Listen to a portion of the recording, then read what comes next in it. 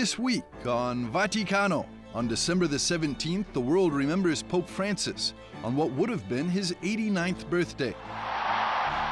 In this Vaticano, we look back at the life, Pontificate, and Franciscan vision of the first Latin American Pope, Pope Francis. For this and more, Vaticano starts now.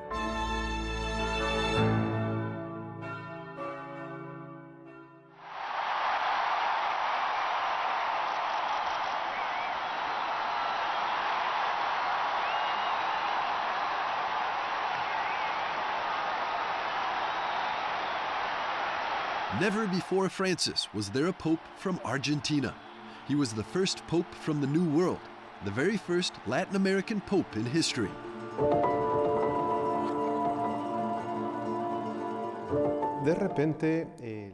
All of a sudden, the white smoke announced a man who at first did not sound Italian, and suddenly we became aware that it was a dear friend of many years, Cardinal Jorge Mario Bergoglio, who had been elected pontiff of the Catholic Church. We said he is one of ours. That is to say, the feeling that someone who knows our streets, our people, who has smelled Latin America, who knows how Latin American popular religiosity is modulated, was elected Vicar of Christ. What a very, very profound experience. There is one fundamental feature that Pope Francis brings with himself from Argentina, from Latin America, to Rome. A living dialogue between the tradition of the origins and the experience of the living faith of today. On the one hand, you have the faith of the people, the popular piety that in Latin America has become enormously important, and that is a basis of the theology of the people and of culture of Pope Francis. On the other hand, you have the faith of the origins. You have a dogmatic theology that has the task of defending the origins. And you have a pastoral theology that has to elaborate the faith of the people today. And they must stand continually in relation to one another.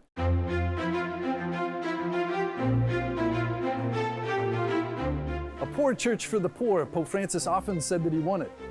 As in Rome, where here under the colonnade of St. Peter's, he set up medical care and bathing facilities for those most in need. Also as Archbishop in Buenos Aires, Argentina, he was particularly close to the poor and to the priests that serve them. Those back in the slums of Buenos Aires, called Las Villas Miserias, literally the homes of misery, say that despite his election to the papacy, he stayed true to the poor, true to his origins. Me acuerdo de las primeras imágenes y era que mostraban los zapatos. I remember the first images and they showed the shoes. Well, that sums it up for you. He took the walk he had in the neighborhood. He took it to his walk in the Universal Church. I was talking about closeness, and I think it's a theological question. Yes, the theology of God's closeness. Well, he brought that, and he also brought realism and openness. He brought the church that does not look away when there is a problem, but assumes it, even if it makes mistakes, right? And he said that from the first day. I prefer a church in the field to a church locked up in the sacristy. I believe that this church in the field has been here in these popular neighborhoods from their beginnings more than 50 years ago. Yes, he basically took that to Rome. He took that poor church for the poor here in Buenos Aires there. He carried the martyrdoms of the 20th century with him. He carried those martyrdoms that sowed the seeds of this church that is Latin America. A young church, an open church, a church in dialogue with reality, a church that is not afraid to get dirty, an enculturated church. That is what he brought. And surely the Holy Spirit will continue to give new breaths of life even after Francis. Seguirá dando nuevos alientos de vida aún después de Francisco. But the first wasn't just a first for Argentinians. Catholics across Spanish-speaking nations were all represented by one of their own. y rezar y desear para que el Señor me bendiga.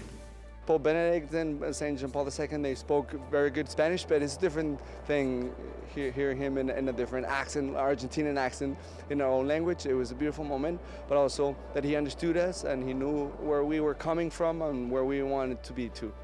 And I think it's very fitting, both Pope Francis and Pope Benedict, the first international trip they had, both of them, was a World Youth Day. We were like 3 million people in Copacabana. It was an amazing experience to hear him in our own language, but also his approach and everything. I think, and of course, that World Youth Day was tons and tons of Latin American. It was a beautiful experience to see him, to be with him, and yeah, and from there it was the start of, okay, this is how it's going to be. Very different than we were used to, not in a bad way. It's just different. Mexican Archbishop Jorge Carlos Patron Wong worked closely with Pope Francis in Rome for 8 years.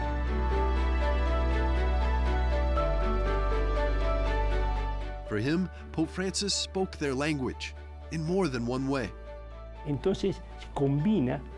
So there is a combination of maturity and youth, and Pope Francis is noticeable because there is a theological and ecclesiastical maturity, but at the same time, a very practical dynamism in Latin America that is also noticeable, and that the language of Pope Francis, his way of communicating, is very Latin American, with his words, gestures, images that are very close to the people, but that have an extraordinary theological and religious depth.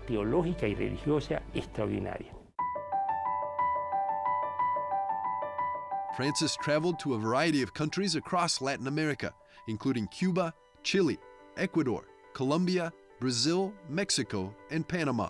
En Brasil, el contacto con los jóvenes, que no son el futuro sino el presente, apoyando al Papa. In Brazil, the connection with young people who are not the future but the present, supporting the Pope and the youth of Pope Francis, was very significant. Secondly, the trip to Chile and Bolivia, the meeting with popular movements, and his address in Santa Cruz de la Sierra, where the second meeting of popular movements took place. There, he emphasized the need to turn passion into community action, which I would say is politics, and the best kind of politics.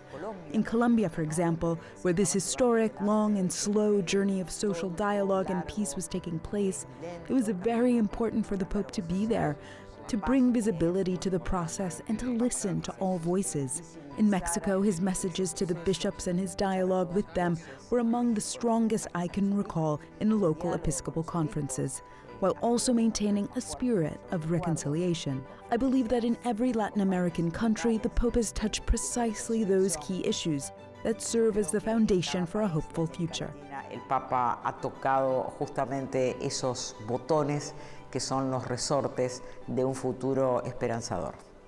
José Manuel de Urquidi, a Mexican-American participant in Pope Francis's Synod on Synodality in Rome, says that for Latinos in the United States, the fact of sharing a culture put them in a better position to understand him more clearly than non-Latinos, but also to see him as a human being.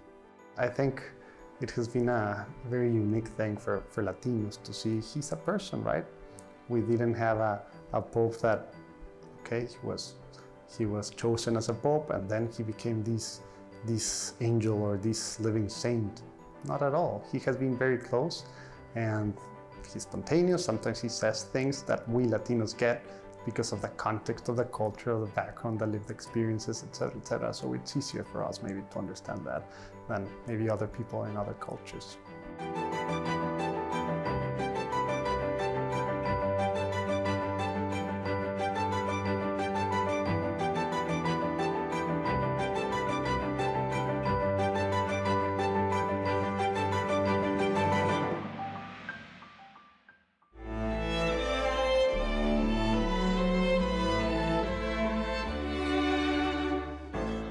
In a few moments, we'll be exploring how the name Francis became the thread that shaped the entire pontificate of Pope Francis.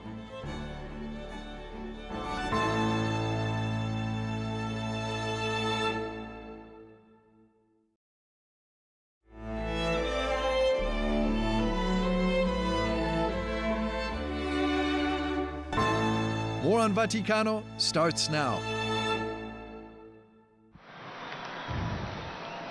Annuncio vobis gaudium magnum, Habemus Papam.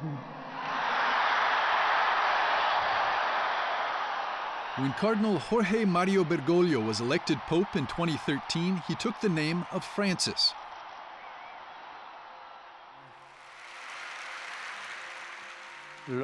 For me, he is the man of poverty, the man of peace, the man who loves and protects creation. So the name for Francis was very, very significant. And he made it very clear from the beginning that it wasn't Francis Xavier, it was Francis of Assisi. And of course, for we Franciscans, we were delighted. Many things are Franciscan about Pope Francis. Certainly his love for a simple lifestyle, for living that evangelical poverty that indicates how we depend upon God for everything and our great trust in God's providence, not on wealth or power. His desire to be connected to the little people, to people who are suffering, to the immigrants, the hungry, the homeless, and to try to show the merciful face of the Father. St. Francis's influence can be seen throughout Pope Francis's pontificate. For example, St. Francis heard God's call to rebuild his church.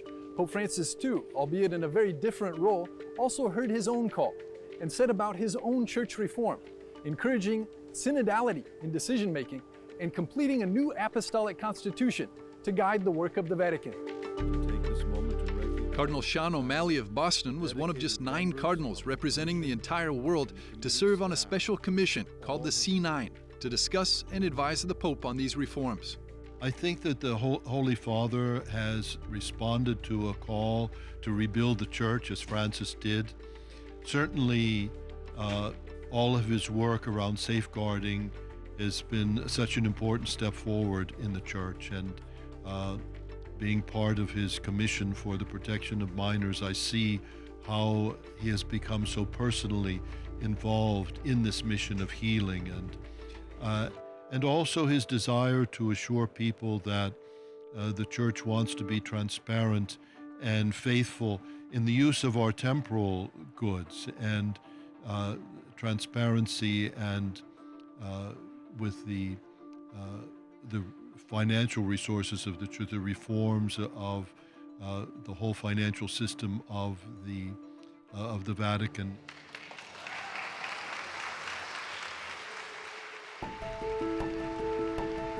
At the same time, Pope Francis advocated for the care of our common home in his 2015 encyclical Laudato Si, the title itself taken from St. Francis's own Canticle of the Creatures, and the follow-up 2023 exhortation Laudate Deum on the climate crisis. In 2020, Pope Francis put a Franciscan stamp on his encyclical on human fraternity and social friendship, Fratelli Tutti, or Brothers All, by signing it in Assisi. From smaller things like choosing a simple vehicle and frequently calling people on the phone to bigger things, Pope Francis Franciscanized the Vatican and the Roman Curia, says Franciscan spokesman Father Enzo Fortunato. Let's think about the barbers for the homeless. Let's think about the showers to the bathrooms to the beds for people who have nowhere to go, who have no destination. His choices truly began to make the poor at home in the church, not in separate facilities. For so many years, we made the Caritas centers, the facilities for the vulnerable, to visit prisoners. Instead, Francis, we could say, wanted them with him at home. Potremmo dire li ha voluti con sé in casa. Over the course of his reign, Pope Francis even went to Assisi more than any other place outside of Rome. The likeness has also been noted in Franciscan convents like St. Clare's in Rome. For Mother Elena Francesca Beccaria, his actions have left a Franciscan imprint. Mainly, what I believe this will leave me with is a sense of respect for the other, understood in the broadest sense, the other with a capital O, of course, but also the other as my brother, the other as creation itself. It's this attentiveness, this care for others and for the created world that remains with me. At the order of the Franciscan Friar Minors' Rome-based headquarters, the Minister General, the 121st successor to St. Francis himself saw the resemblance between the saint and the Pope in Pope Francis's vision for the Church. Le priorità del pontificato mi sembrano queste. St. Francis was an evangelizer and sent us to preach the gospel, and this anxiety is felt in the Pope. I would also say this very great universality that stands out in the patron service of Pope Francis that St. Francis in his time had very clear, crossing frontiers, and this encounter, this stubborn search, even here for encounter with the Muslim world, that the Pope promotes. Some, even in the Church, call him naive, saying, "Isn't it difficult to truly dialogue with that world?" But even here it seems to me that Pope sees further. He understands the value of signs. Anche qui mi sembra che il Papa vede più lontano, ha presente il valore dei segni. During his pontificate, Pope Francis visited more than a dozen Muslim-majority nations, promoting and encouraging what he called human fraternity, peaceful coexistence. Pope Francis forged a close relationship with the Grand Imam of Al-Azhar in Egypt. In the early 13th century, St. Francis also paid a visit to an Egyptian Muslim sultan. Before he became Pope, Francis had a close friend in another Muslim leader back in Buenos Aires, Sheikh Omar Aboud. Le da a San Francisco un tipo de valentía particular. Historically, St. Francis had a particular kind of courage. Well, that same courage is also the courage that Pope Francis has today, not only in terms of demanding peace, of saying no to war, but we are at the gates of perhaps one of the most important voices in reference to the geopolitical vision that exists in the modern world, the Third World War and pieces. It is not a slogan, it is a reality. So, in that sense, in a time that also had some warlike particularity, to encourage to talk, to approach, to exchange, is not the whole solution to the conflict, but it is surely a part of the solution. No es toda la solución del conflicto, pero sí es una parte de la solución seguramente. A messenger of peace and dialogue, the connections between the 13th century saint and the 21st century Pope are many. Looking back, what began when Jorge Mario Bergoglio took the name Francis at his election can now be seen as the thread that connected the plan of his pontificate.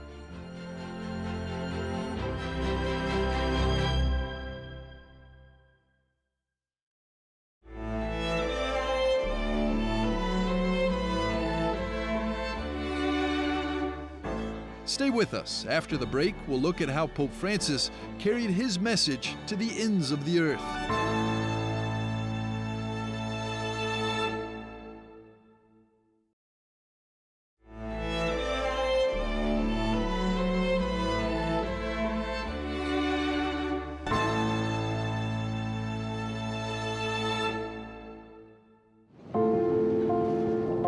Just a few months after his election, Pope Francis' first visit outside of Rome took him to the island of Lampedusa on July the 8th, 2013. After the pilgrimages that were carefully planned over a long time during the papacies of Benedict and John Paul II, he wants to be as quick as possible in Lampedusa, among the forgotten, the marginalized, and the most unfortunate. Marginalizowanych, najbardziej nieszczęśliwych. His choice of Lampedusa set the tone for his papacy, a pope of the peripheries. Francis's first major international trip took him to Rio de Janeiro for World Youth Day. Originally planned by Benedict XVI, it became Francis's stage to inspire young Catholics. In nome del Padre, del Figlio e del Spirito Santo. A new pope, a new style. Crowds of young people from all over the world came to Brazil to welcome the new pope. From Rio to Krakow, Panama, and Lisbon, he carried the World Youth Day spirit worldwide.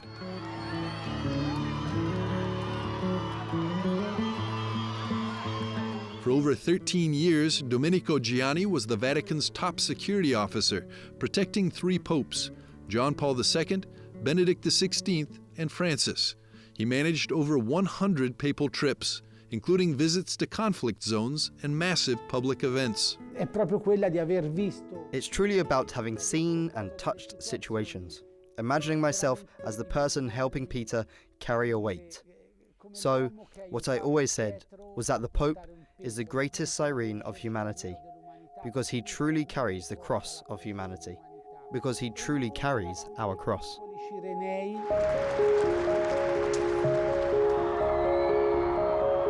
In nearly 50 international trips across 65 nations, he faced humanity's wounds head-on. In 2016, he made history in Armenia, firmly condemning the Armenian genocide despite warnings from the Turkish president. But fear never stopped him. He traveled to Africa 4 times, carrying a clear message: peace. He denounced violence, the arms trade, and rising Islamist terrorism. He called out the world for turning its back on Africa's suffering. And for the first time in the history of the Church, a pope inaugurated a holy year outside of Rome, in one of the poorest places on earth.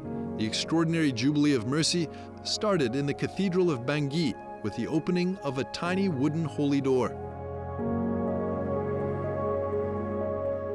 In 2015, the Holy Father came to the United States. There he met with abuse victims, among others, and promised to act. Dios llora. God weeps. Los crímenes y pecados de los abusos sexuales a menores. The crimes and sins of sexual abuse of minors may no longer be kept secret. Me comprometo a la celosa vigilancia de la Iglesia. I commit myself to ensuring that the Church makes every effort to protect minors, and I promise that those responsible will be held to account. Rendirán cuenta. Throughout his pontificate, Francis traveled across all continents. In his 2025 autobiography, Francis recalls that the most dangerous trip was to Iraq in 2021. EWTN Vatican correspondent Colin Flynn was on that flight with the Pope, witnessing firsthand the high-stakes mission to a nation still reeling from war. We were told there were 10,000 soldiers and security personnel there just to protect the Pope. And I believe it because I think we saw all 10,000 of them. We saw soldiers and people who were armed everywhere we looked. After the long pause caused by COVID-19, Iraq was the first destination on Pope Francis's renewed global mission. No pope had ever set foot there before, not even John Paul II, despite his 104 international trips. It was a journey into a land of war, violence, and suffering, where Francis came to deliver a simple yet powerful message: hope. He traveled where no pope had ever gone before, from Iraq to Myanmar, the United Arab Emirates to North Macedonia, South Sudan to Bahrain, countries where Catholics are a tiny minority. Then in August of 2023, he made history again, becoming the first pope to set foot in Mongolia, a vast land between Russia and China. Amid the vast steppes, a moment that stunned many. Pope Francis embraced 2 bishops from Hong Kong, giving an unexpected shout-out to Chinese Catholics, some of whom risked everything to be there. Asia became a defining frontier of Francis's papacy. He visited the continent more than any pope before him.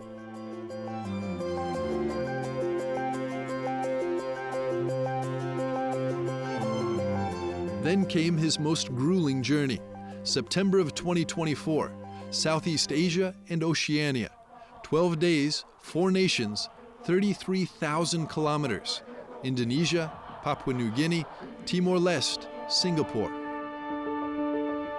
He underlined the need for peace in the world tirelessly throughout all of his pontificate.